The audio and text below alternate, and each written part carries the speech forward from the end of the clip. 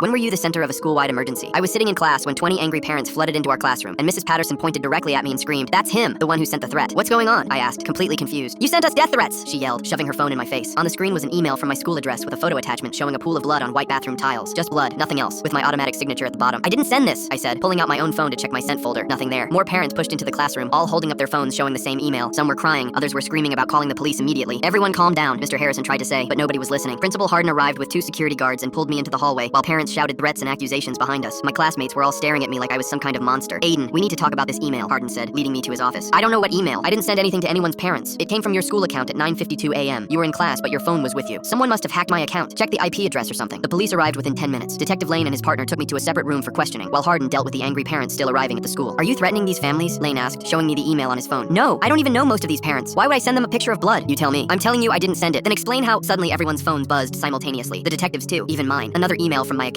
This time a photo of a woman's smile with black mascara running down her face in thick streams like she'd been crying hard. Just the lower half of her face visible, lips slightly parted showing white teeth. "I didn't send that either. I'm literally sitting right here in custody." The detective checked the timestamp. "Sent 30 seconds ago from your account while you're being interrogated." "Exactly. How is that possible unless someone else is sending them?" I stared at the photo on his phone. Something felt familiar about that smile even though I couldn't see the whole face. "Wait," I said, a thought hitting me. "Mrs. Brennan has been out on maternity leave for 2 months. What if she's in danger?" "Don't try to deflect. No, seriously, look. What if someone has her and is using my email to send evidence? Like a cry for help. That's the most ridiculous thing There was a knock and Mr. Peterson entered looking pale. "Detective, I know who that is in the photo." He pointed at the screen, zooming in on the barely visible tooth gem on the front tooth. "That's definitely Sarah Brennan. She got that gem last year for her birthday. Showed it off to everyone." The detective's expression changed completely. He immediately made a call. "We need units at Sarah Brennan's house immediately. Possible kidnapping or worse." They kept me in the interrogation room, but I could hear the radio chatter getting more frantic. 20 minutes later, Detective Lane came back looking genuinely shaken. "We found blood at the house. Lots of it. No sign of Mrs. Brennan or her baby." "Oh God, is she okay?" "We don't know yet, but we found something else. Something disturbing." He showed me a photo from the scene. A baby crib with a grown man curled up inside it, sleeping in a fetal position, wearing nothing but a diaper. What the hell? When officers woke him up, he fought them. Kept crying about wanting his mommy and his bottle. "Who is he?" "Caden Brennan, Mrs. Brennan's stepson from her husband's first marriage, 23 years old." I remembered Caden. He'd graduated a few years ago and sometimes visited Mrs. Brennan's class, always seeming weirdly possessive of her attention. He was jealous of the new baby. The detective continued. "Neighbors heard fighting last week about inheritance and how the baby was replacing him." "Where's Mrs. Brennan and the baby?" Lane's face darkened. "We found them, along with her husband, in the basement freezer." My stomach dropped. "He killed them?" "2 days ago, from what we can tell. Then he's been living in the baby's crib, wearing diapers, drinking from bottles, trying to become the baby himself. That's completely insane." When he snapped back to adult consciousness this morning, he found Mrs. Brennan's grading papers with student emails. "He used your login credentials from a sticky note on her desk to send those photos." "Why me specifically? Your paper was on top of the stack. Random selection. But why send evidence of his own crime?" The detective showed me Caden's phone. In his notes app was a rambling confession about wanting mommy's love and being the only baby, and then fragmenting into guilty rambling about what he'd done. He wanted to get caught. The guilt was breaking through his regression, but he couldn't turn himself in directly while in his baby mindset. So during a lucid moment, he sent evidence hoping someone would figure it out, using my email to do it. He's been switching between adult guilt and infant regression. During an adult moment, he sent the photos of what he'd done. They released me after confirming I had no connection to Caden and clearing my email history. The school apologized and cleared my record completely. Caden got life without parole. During the trial, he kept asking for his bottle and calling the judge daddy.